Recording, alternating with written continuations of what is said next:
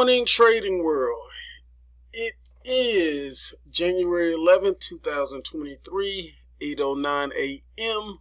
on the East Coast, and this is my pre-market outlook and technical analysis for day trading the markets. The title for today's outlook is How to Survive the Volatile Market Swings. Patience, my dear traders, patience. I am starting to see a lot of sentiment about surviving in the current market conditions. First, there are a couple ways to survive and thrive in these conditions, but in order to understand what's best for you, you have to understand your makeup as a trader first. Now, Trader Psychology is a book in unto itself, and I won't go down that long road here, but maybe we'll revisit it. But there are lots of references about psychology and things that you have to kind of learn about yourself along your journey. Some people are patient, some people are patient and more laid back, some people are aggressive, and so we have to kind of do things that kind of fit our psyche, or kind of temper things so that our psyche doesn't get in the way of us making money.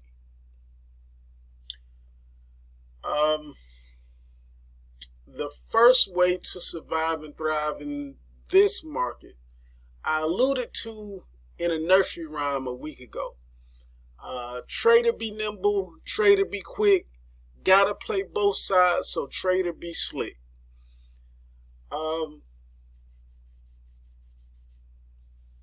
I don't see the market being able to persist for long periods above the 393 area.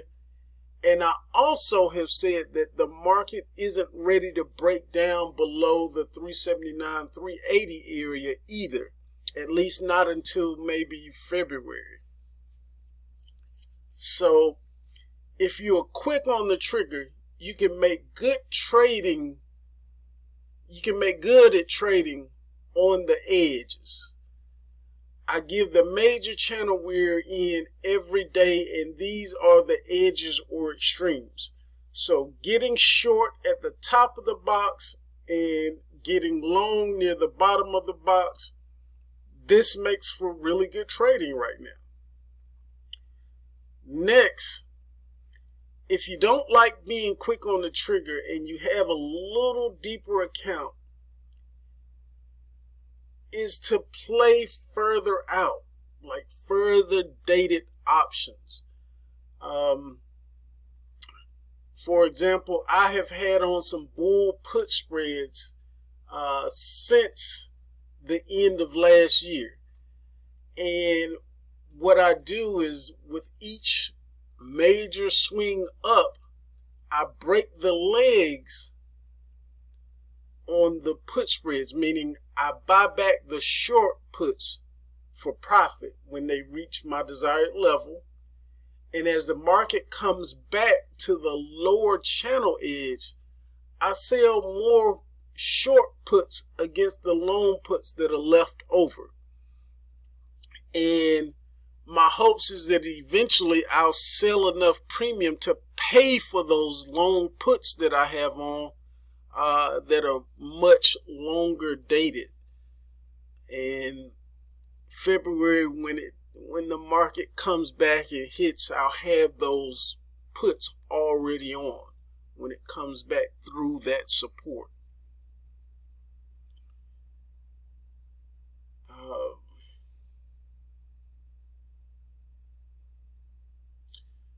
And then another thing that I really want to remind everyone of, or for you to keep an eye out on. Let me bring up some drawing tools for this one. All right. What I wanted to for everyone to kind of keep their eye on is, if you're making longer dated trades, is to be very, very careful of the amount of risk that you stack in the same area. If you look back, each one of these shaded areas is overnight. This area is the actual trading day, and as you can see, 1, 2, 3 trading days back, as you can see, there is a lot of open interest building up in this area right here. Like, we go up above it, down below it, but the key thing to see is we are winding up a lot of trade in this area, and eventually the range is going to break. And if you allocate all your money in the same range, you're setting yourself up to go broke on one wrong move. I know we've all heard the saying, don't put all your eggs in one basket. We need to adjust that, and don't allocate all your trades in the same range. Like I said, eventually we're going to break one way or another. And if you're stacked all in this area, betting that we're going to go up and we're going to go, and we eventually wind up going down, that one move breaks your bank. So be very, very aware of that. All right, give me one moment to get all of this off the screen, and we'll get into the key levels to watch for today. And here we are back with the key levels of the day. We're starting on our resistance side, and our jack resistance is at 391 to the 392 area. Queen resistance, which is going to be very important today, 393 to the 394 area. It's possible where we could see that kind of midday chop area where we get to today. And then our king resistance area, 395 to the 397 area, which is the upper edge of the current major channel that we are in. On the support side, our jack support is 390 to the 389 area. Then we have our queen support, 388 to the 387 area. And then king support, 386 to the 384 area. The main thesis for today is a small bearish bias, closing below 390.58 with a projected target low of between 389 and 384. The alternate thesis is bullish, closing above the 390.58 with a projected target high of between 390 and 397. The major channel we are in is from 379 all the way up to 397. The major channel above that is 397 all the way up to 416. Market strength and breadth started in the middle of the range, fell briefly, then grinded up the rest of the day yesterday. This is setting up to hit the top of the range at some point today and a possible pullback tomorrow. We should see some signs of possibly hitting our heads on the ceiling today. We have somewhat of a harmony between the technical side, bearish, and the quant side, which is slightly bearish. That brings us into the scenarios of the day. All right, here we are with our first and most probable scenario. It's going to be our trend day up day type, which means we start with a gap up away from the previous close represented by the blue line. At the opening, we should see some type of fade back toward that previous close, and we should find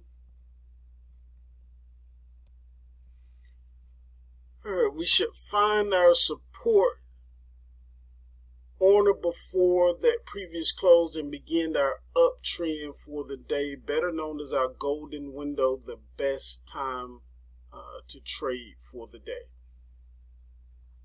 We usually find our midday chop around either the possible queen or king resistance area. Not always, but a lot of the times in this trend day model, we come out the second half of the day looking to continue the primary trend of the morning, but it winds up being a head fake. And we usually find ourselves at some point fading back as we get closer toward the close of the day. So that is our trend day up model or day structure, and it's the most probable scenario for today. All right, our second scenario is our expanded range day structure. We can have an initial fade after the open, and once we get into that fade, we're going to find support and consolidate around support, and then get a strong pop up for the majority or rest of the day. That's our expanded range day, and we know, or we identify the range day because we play back and forth around that previous close, closing below it and above it. So that's our expanded range day structure.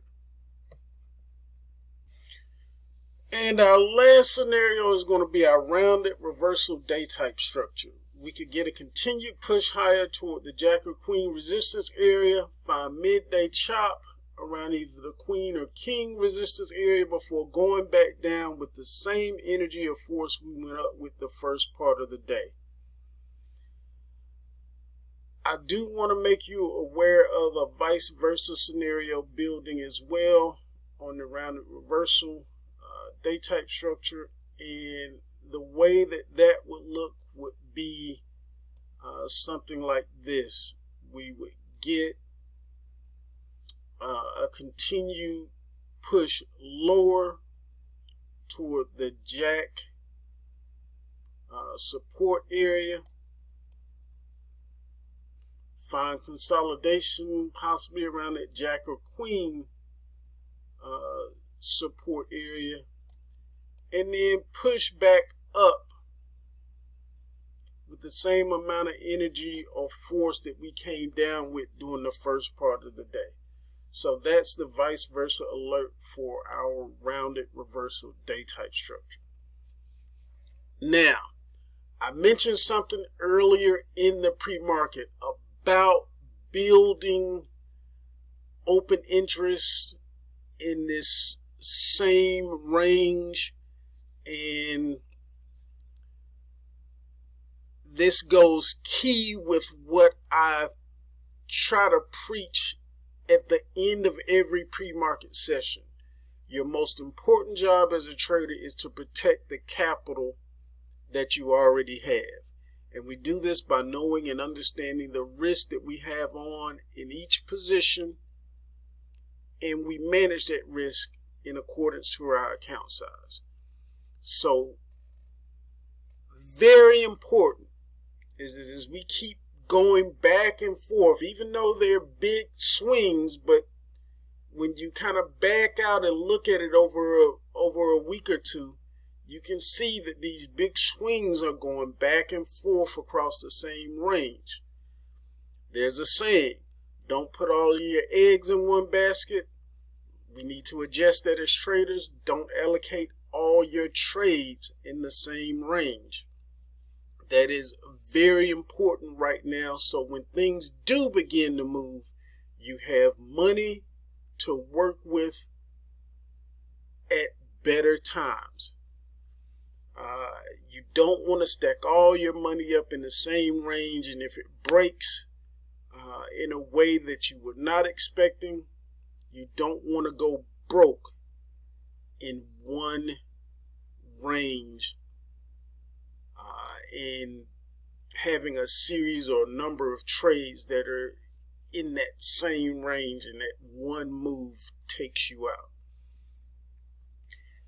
I hope this helps.